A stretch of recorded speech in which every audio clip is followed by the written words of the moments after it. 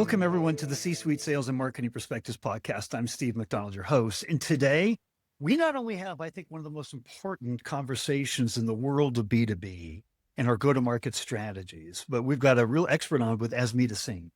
And Asmita, you are a chief marketing officer, and I want to learn a little bit more about, BARBRI and the company that you're at here, and I'll give you an opportunity to do that. What we're going to talk about today is literally voice of the customer, how it drives, from your point of view, really the only way to drive a go-to-market strategy that truly lasts. And we're going to cover some of the toughest questions, and you and I just talked about this, as CFOs, we've all had the questions from our CFO. If I give you this kind of money, what can I expect? How can you predict what that's going to do in return for us, right? So we've become, at least, if not good at answering that question, familiar with answering that question. But we want to kind of dissect why voice of the customer and go-to-market are so integrally linked and locked together. But before we do that, I want to get into your background a little bit. And you started out as a chemical engineer. I have not ever had a chemical engineer on the podcast before. But you did take, in your postgrad, you did take marketing and majored in that. And you have very much a passion for not only technology, but for data and having that help to really lead our decision-making. But I would love to have you explain a little bit more about your background before we get started. Thank you, Steve. Thank you. Very excited to be here and share a little bit of everyone's journey. Hopefully it resonates with everyone. But my background, I can start it with, yes, I'm a chemical engineer turned marketer. It will take the entire podcast if we start talking about that journey. But the biggest thing to note in the background is I'm a passionate technologist who turned marketer because I love understanding the science behind why people say yes. What is the behavioral science to say yes for making any purchases, whether B2B or a B2C? And it's a lot more than just putting a pretty picture and creatives out there. It's understanding the true behavior of that journey and every touch points with the brand. And with that, I spent over 18 years in marketing. I'm CMO at BARBRI. If you have heard about that brand already, it's a leader in legal education. BARBRI is known for bar prep. Almost we touch every single lawyer in the world who is a lawyer out there or in a legal professional is aware of BARBRI. And it's last many years, we have expanded that journey from entire legal education, coming to law school with LSAT preparation, during law school with our books, Invest Academic and bar prep and professional education. So our vision is very clear, empowering every step of the legal lawyer journey globally. We provide educational products and services to students directly and law firms and law school partners. Quite an exciting place to be in as a marketer today. I love driving growth. I'm passionate about marketing be more than just a function in the organization. It should be all about how it's contributing to the top line, bottom line, and growth. So that's the data part of me. Very excited to be here. Happy to take all difficult questions and keep the conversation going. Well, good, because we had an incredible conversation before that I want to recreate here. And I want to start out with what we call cracking the trust gaps with authentic reasons to believe and understand and evidence, right? That positions us as the Gartner or the Forrester trusted advisor. And actually it was interesting, 2 weeks before this recording, Forrester came out with their next year predictions. And the number one thing that they talked about was trust and how that is so critical. It's the number one thing. In fact, before they said for B2B CMOs that the trust is the number one thing that we should be focusing on. That we have plans for almost everything, but we don't have a plan for building trust. In fact, that comes to us as branding. And then we have this perception internally that everything that we focus on, resources and dedication time on brands, are going to take away from pipeline. And so we kind of have battles internally, the C-suite and our board and everything. But I would just like to open it up and understand from your point of view, the importance of trust and building that with authentic evidence. Yeah, that's a great question, Steve. And we talked about this, but trust is the most important thing anywhere. To make you buy or say big yes or commitment, you want to make sure who is the brand you are working with, what are the numbers they are putting out there to tell their story. Gartner's research, or there's a lots of collateral out there. And even as a own consumer, you can feel like when it comes to comparing products and services out there, everyone just picks and chooses the data which best tells your story.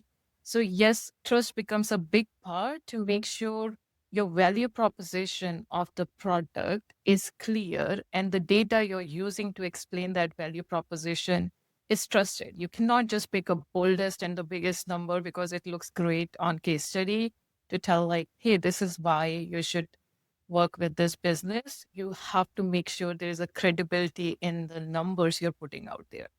And as users on the consumer side and as a provider on a marketing side, you can see the importance why it is so important. Because as a consumer, you can't say like everyone has a same best performance because it's averages, right? You cannot be 100% right, you and your competitor or like two other competitors in the market. So my approach in putting numbers out there is authenticity, credibility, and making sure what you're putting out there is trustworthy and it's telling the story. So be very, very cognizant about what you're putting out there for building your communication strategy with your prospects and customers. Because once you build that trust, you got them. Once you lose that trust, you're losing them forever. Yeah, it's foundational. I mean, we all know B2B is a relationship based business, and that relationship is all based on trust. In fact, many years ago, when my wife and I got married, we decided that the number one, like the way that we were going to keep our marriage alive and together was that we were never going to break trust. That no matter what, we were always going to be able to trust the other. Right. And we made that a big mission, kind of, you would say, in our marriage. Relationships matter, trust matters. And I have to say this, it came out of the most recent study from Trust Barometer from LinkedIn and Edelman that of 32,000 respondents worldwide, 61% think that we as business leaders are being intentionally misleading. So when you say we pick and choose the numbers and the story to present, it's kind of like our lives on Facebook are not really like what we are, right? And they get it and they know that. So that's my takeaway from your saying here is that we have to build trust and authenticity. We can't just build the story we want everybody to know because they're not buying it these days, right? And consumers are smart, to your point. They can understand the differences. They can understand it. I won't use names here, but there are marketing tactics which just proving that odds of numbers and averages and the math never will make sense if you start looking at those numbers in competitor claims. I've never followed those strategies. I'm like, what is real? Let's be real. Let's say authentic. And then if you read some of those claims out there, they look great on creatives. But then when you see how exactly you came to that number, there will be a long list of exceptions. Only use this subset of audiences to come up with this claim. No, if you're talking to a consumer, be transparent, be direct, and build the trust you need to because you should trust your products and services. And if they are driving value, you should be able to communicate that value with real data. You don't have to cook up data or make up data. And I know like a big part of our conversation before building that trust is also so that they feel like we get them, right? And that's why you were a very big proponent of the voice of the customer and deeply understanding that. And McKinsey came out with a study a couple of years ago that said only 15% of companies actually, even though it's the greatest path to ideation and innovation, only 15% of companies actually execute well on a voice of the customer program. But you put it right at the top of the heap for what we need to be successful in the go-to-market. Why do you feel it's so important? I can't come up with anything else which is more important than voice of the customer. It is significantly important to understand who your customers are, understanding the ideal customer profile, their pain points, and you as a marketer, you have a new role to play never more important than now, which is like represent their voice to the entire organization, because everyone is trying to play this role of collecting that voice in a very siloed fashion. You have your customer service who gets great information by interacting with your customers every day. You have your product people trying to get just to get the feedback and a validation on product features or your product out there. You have salespeople who are interacting with prospects and customers every day. And marketing, since it sits in the center of all that interaction, is the one who can take those real insights from every place and convert into strategic roadmap. Why it's important? Happy customer, more customer, renewed customer. It's a very simple basic. We sometimes forget why do we need to listen to your customer, but it's a foundation. Somehow, sometimes we forget the foundations and try to go after like other things. But for me, in the go-to-market, voice of a customer is a foundational element because that can help you define, build better product, build better marketing strategy, have a right relationship with your customers after they become your customers, and keep them forever. Yes, yes. If we're not focused on things like NRR, right, net recurring revenue, and I seem to be quoting a lot of stats today, but Forrester came out with a study that said that in the B2B company, 73% of new annual revenue should come from our existing customers. But think about the amount of time and effort we put on new logo development. And nobody's saying that that's bad. Nobody's saying that.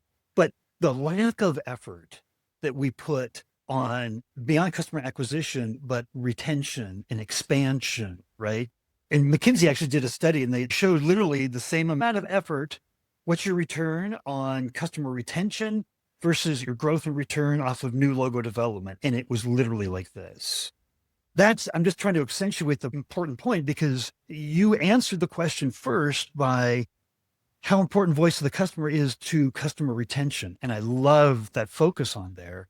But then you ended it with, but in terms of marketing and sales, the entire go-to-market strategy, it is the fuel that accelerates all of that. It's really, we kind of tend to focus on one, right? The go-to-market for new logo development and not as much on the customer development, right? And it leads to another really important part of our previous conversation is that, like, it's the power of the word no. And because defining our ICP, it is so tantalizing to bring in customers that are going to fulfill quota, right? And, we're going to go into the next board meeting. You're preparing for a board meeting right now. And somebody's going to say there, we're just going to start out with here's how this quarter's quote is going. They're going to say, well, what's next quarter look like? So the focus on the short-term development of revenue is so important that it's like the shiny object. And we tend to then want to bring in as much as we can. But we know if we bring in the wrong customers that don't meet our ICP, we won't serve them. We'll waste a lot of time and resources and product development that's kind of maybe skewing towards them that shouldn't. It's going to be a detriment. So tell me about how you guys think about the ICP and how that drives the go-to-market for you. Oh my God, I'm getting too excited about this conversation because this is so important. Again, foundation stuff.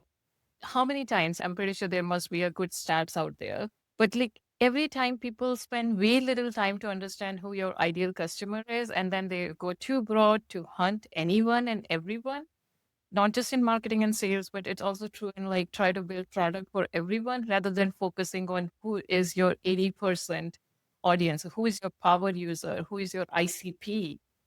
And once you apply that lens of ICP, it's an exercise which you should iterate a couple of times. It's not a one size you build in the beginning of the journey and that's your forever ICP. It evolves, but I highly, highly advocate building an ICP, focusing on ICP and use that ICP to prioritize.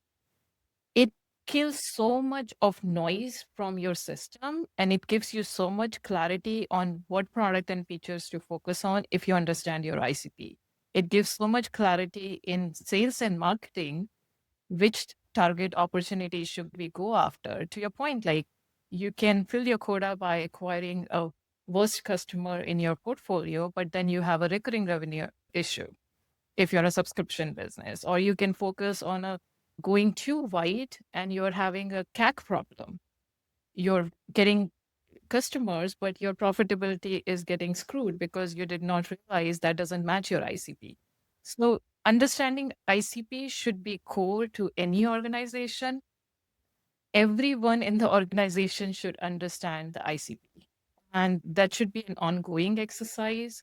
It should be part of your training, onboarding, who your customers are. Everyone should understand. It's interesting, right? Because you could say these are kind of like marketing 101 basics, right? I mean, understand your customer, identify your ideal customer profile. But I want to ask your opinion about this because everybody who comes on, every C-suite executive comes on the podcast, I ask them the question, what are your greatest challenges to creating long-term sustainable growth? The top three answers are always internal challenges. The number one is lack of internal alignment. ICP alignment is one of those. The second one is a lack of a true understanding of the voice of the customer. Well, who has control of that? We do. And the third one was the balance between long-term and short-term. But when I started asking this question, it blew me away because typically you think of challenges as you point outside, and it's like the market conditions or a brand new competitor or, we like to blame, right? Like when you talk to sales, why that deal didn't go down, like well, it wasn't us, right? It was out. But as C-suite executives answering that question, we have control over the greatest things that determine our success. And the things that you're talking about here are not things that should be taken lightly. That's what I wanted to make the point here.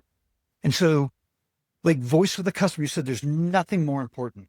How do you operationalize voice of the customer? And I'm going to throw a curveball into your answer here, all right? Because we definitely have conversations in sales and customer success and product. But at the same time, those conversations in sales have a shield up between them, right? You're being sold to. We're not exactly having this kind of conversation that's like really deep and really understanding the broad range that they see as their challenges. And I'm not talking about your organization, but across B2B, the sales reps talk 2/3 to 3/4 of the time. So when the prospect talks, they're usually reflecting back on what the salesperson was that dominated the conversation. You would never say, I'm going to devise a voice of the customer program and I'm going to run it through sales, right? That they just have a different mantra. And customer success, their job is to put out fires, ask questions, and cross-sell and upsell, right? They are a sales organization. Product is really focused on features. And so here's my question to you. And I know part of your answer because you talked about the importance of one-on-one conversations before, but how do you get the true voice of the customer? And how do you operationalize that as a part of the business? Yeah, it is a challenge. It is something which we should all try to solve for. It's a challenge, and I'm very optimistic with the new AI and the tools and all the enablement around all the technologies. Those silos can be further broken. The way I have approached getting voice of the customer is in an absence of having a streamlined process or streamlined one place to look at everything. Salesforce is a great tool. You can get a lot about your customer and a prospect information, etc. Creating more of a process on top of your existing org structures or functions. So having a cadence to get the sales insights back, having a more structured information to get a customer insight from a sales is an effort. It won't come organically. The would I do like some of the things like, hey, every couple of months we have a cadence to get all the recordings out there. We run through our Copilot and other tools to get like, what are the themes? Oh, is everyone talking about our pricing? Is everyone talking about our great features? Is there a timing issue? Let's look at some of the themes, because if you just try to look from the lens of, yeah, over the period of time, sales is having the most volume of conversations, right? They give you the best insights. that should streamline your product development strategy, also your marketing communication strategy, or any major pivots you need to do in terms of pricing, packaging, and anything should come from those conversations. Applying the same lens on having a cadence to get the same information back from your other end of the funnel, which is customer service. We look at the same way our customer conversations. And a lot of times it's every organization. A lot of times they come as fires. I think we should, of course, put down the fires, but also have a process, which could be quarterly, which could be monthly, to get all those conversations out and do that same analysis. What are the themes in the last quarter from all of these customer service conversations? And make sure you are deploying that into your strategic planning. And then marketing and product, we all do surveys or do advisory boards or do customer listening sessions.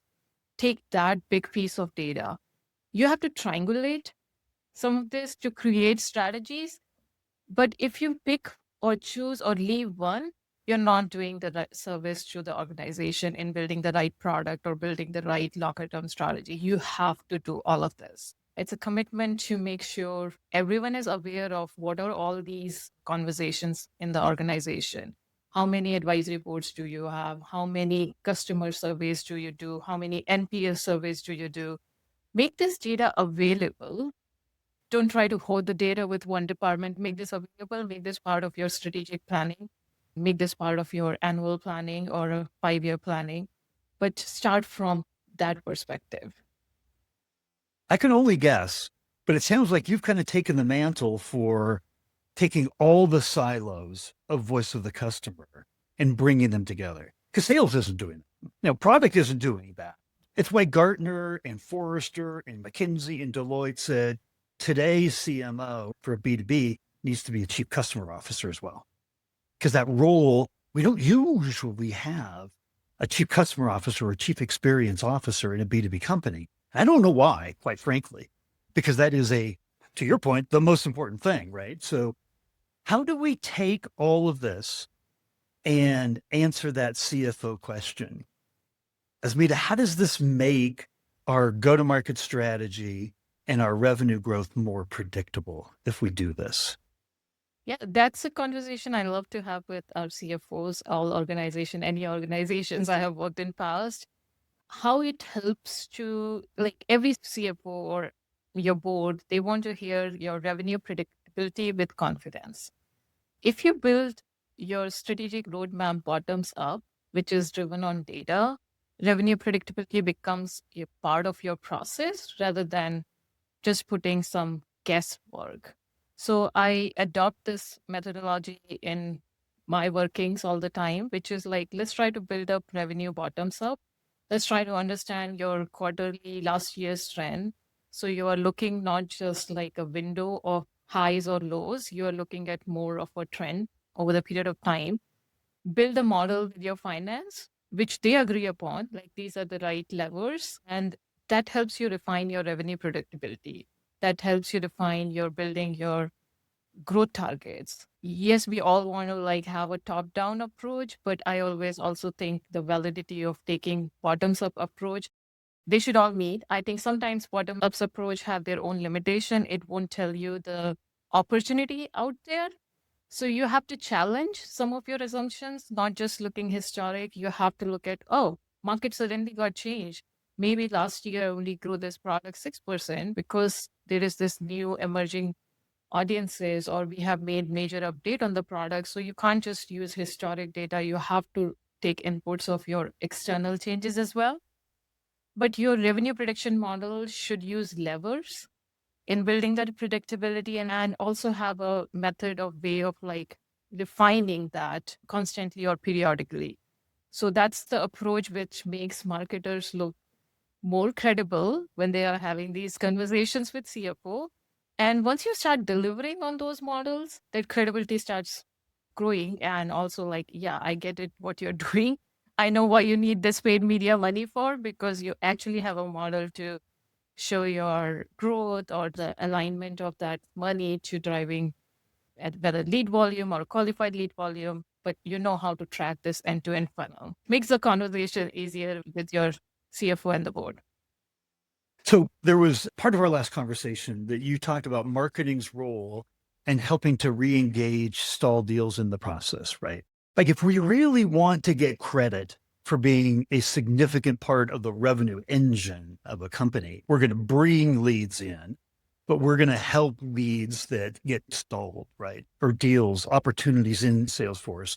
And 86% of deals in the B2B world stall. So we got a lot of opportunity to help. What is marketing's role in re-engaging stalled deals? I think marketing plays a huge role every touch point of that process. Some old school of thoughts could be like, hey, once I've generated X number of leads, my job as a marketer is done. I don't believe that. I think marketer's job is equally important until the entire lead is closed to a customer. And also after you are a customer, it's also important to the touch point beyond like their life with the organization, the renewal process, because marketing is the connective tissue between all of these touch points. We brought a prospect to the pipeline because the way we communicated the value proposition. Now, sales is taking that into more persuasive conversion translation.